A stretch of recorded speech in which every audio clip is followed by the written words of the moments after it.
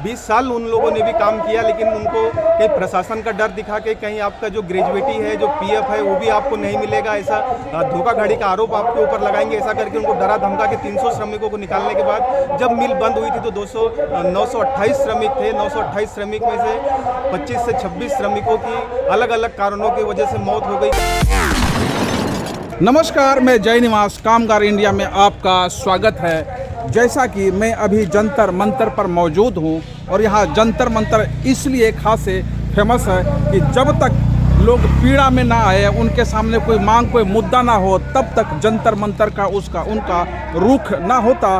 दिल्ली से जंतर मंतर पर पहुंचना आम बात है, एनसीआर से भी पहुंच जाना आम बात है, लेकिन अन्य राज्यों से जंतर मंतर पर अपनी मांग को लेकर इस कड़कड़ाती ठंड में आना इतना आसान नहीं है। ऐसे में उद्योगपति कुमार मंगलम बिरला के खिलाफ यहाँ तकरीबन हजारों श्रमिक अपनी वेतन मेहनताना को लेकर आए हैं, और जिस देश में श्रमिकों को सही से वेतन ना मिले, उनकी मेहनताना, उनकी दिहाड़ी ना मिले, निश्चित है उस देश का विकास कितना होगा और क्या होगा। आइए हम इन श्रमिकों से जानते हैं। सर, आपका नाम, पूरा परिचय बताइए आप। सर, मेरा नाम दुर्गेश खौसे है। मैं श्रमिक जनता संघ का एक सदस्य हूं और आदरणीय मेधा पाटकर जी उसकी अध्यक्षा है, और उसी के संदर्भ में हम आज 1932 दिन से जो है लगातार आंदोलन को चला रहे हैं। और हमारी मुख्य मांग ये है कि हमने 25 साल मालिक के लिए रात दिन काम किया, मालिक का खजाना भरने का काम किया, जहाँ मालिक ने अरबों रुपए का मुनाफा इन मजदूरों से लिया, और वहीं पे इन मजदूरों को 2017 से लेकर आज दिन तक की रोड पर दर दर भटकने के लिए छोड़ दिया गया है। और हम लगातार रोजगार को बचाने के लिए, देश में जिस प्रकार से बेरोजगारी बढ़ रही है, महंगाई बढ़ रही है, उसके खिलाफ भी हमारा आंदोलन चल रहा है, और हम चाहते हैं कि हमारा जिस प्रकार से रोजगार चल रहा है वैसे रोजगार आज भी चलता रहे। तो परेशानी क्या है?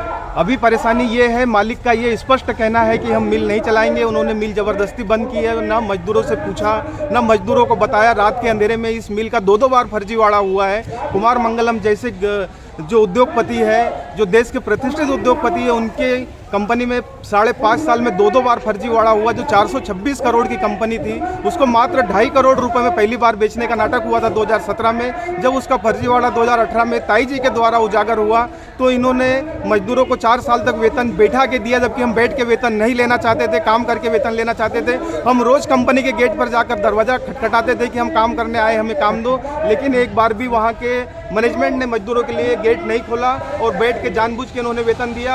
और अभी सुप्रीम कोर्ट का आर्डर है कि जब तक कि मजदूरों का फैसला नहीं होता, जब तक कि वेतन जारी रखना पड़ेगा, लेकिन इन्होंने अवैध तरीके से जुलाई 2021 से हमारा वेतन बंद करके रखा है। ऐसी स्थिति में हम घर परिवार किस प्रकार से हमारा चल रहा है। महिलाएं जो हमारे साथ में, महिलाएं वहाँ की श्रमिक नहीं है। जितने भी वहाँ पे 1200 मजदूर थे, वो सिर्फ पुरुष और पुरुष थे। महिलाएं सिर्फ कामकाजी महिलाएं थी, कभी घर से बाहर नहीं निकली थी। लेकिन आज 5 साल से अपने छोटे छोटे बच्चों को छोड़ के, बड़े बच्चों को छोड़ के दर दर भटक रही है। और हमारे साथ आज दिल्ली भी पहुंची है, जो लगातार 15 से 18 घंटे का सफर करके हम आज जंतर मंतर पर यहाँ पे अपनी मांगों को लेकर बैठे हैं। जैसा कि भाई साहब ने इन्होंने कहा कि ये पुरुष प्रधान कंपनी था, केवल पुरुष काम कर रहे थे। ऐसे में आप महिला वहाँ से कम 800-900 किलोमीटर चलकर दिल्ली जंतर मंतर पर आई है, आपके साथ क्या पीड़ा है?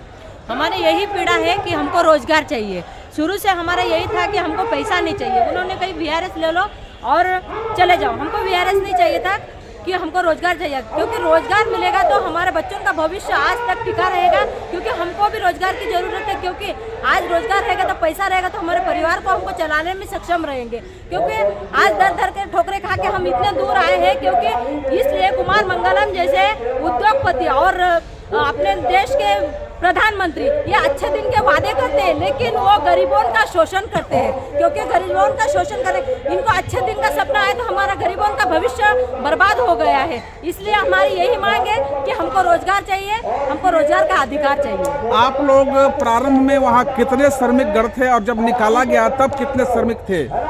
सर, प्रारंभ में 1200 श्रमिक थे, जिसमें से 2017 में ही 300 श्रमिकों को ये कह के निकाल दिया कि आप फर्जी हो, जबकि उन श्रमिकों ने 20 साल उन लोगों ने भी काम किया, लेकिन उनको कहीं प्रशासन का डर दिखा के कहीं आपका जो ग्रेजुएटी है, जो पीएफ है, वो भी आपको नहीं मिलेगा, ऐसा धोखाधड़ी का आरोप आपके ऊपर लगाएंगे, ऐसा करके उनको डरा धमका के 300 श्रमिकों को निकालने के बाद जब मिल बंद हुई थी तो 928 श्रमिक थे। 928 श्रमिक में से 25 से 26 श्रमिकों की अलग अलग कारणों की वजह से मौत हो गई। कोई हार्ट अटैक से मौत हो गई, मानसिक टेंशन आज भी जो वहाँ पर है, आज भी वहाँ पर श्रमिक डटे हुए। 874 श्रमिक की हमारी सदस्यता है। क्या इन श्रमिकों को मिनिमम वेज के अलावा सारी सुविधाएं मिलती थी?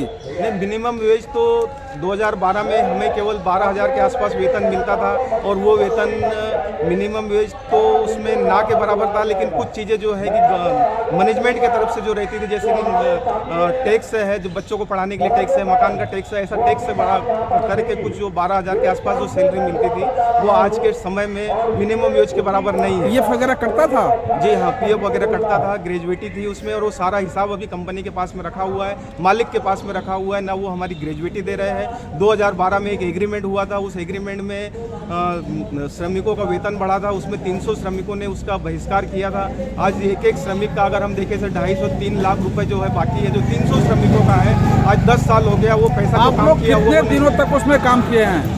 हम लोग काम किए हैं। आज के समय में अगर हम बात करें तो आज भी हम सेंचुरी के ही श्रमिक अपने आप को मानते हैं, क्योंकि हम सेंचुरी के साथ में आज भी उस वजह से हम दूसरा कोई भी हम काम नहीं कर रहे, अपना दूसरा कोई रोजगार हमारे पास में नहीं है। तो आज अगर हम आज तक अगर हम उसकी गिनती करें तो हमको 25 से 28 साल हो गए उस मिल में काम करते हुए। मैंने जब ज्वाइन किया था 98 में मैंने ज्वाइन किया था, और जब मेरी उम्र मात्र 17.5 साल की थी। मोदी के शासन में ये भारत का भविष्य है, जो 28 साल तक काम करने के बाद अब सड़कों पर एक बार पुनः दर दर भटक रहा और रोजगार की तलाश में धरना दे रहा, अपनी आवाज़ इस कड़कड़ाती ठंड में उठा रहा है। आगे आप देखते रहिए, बने रहिए।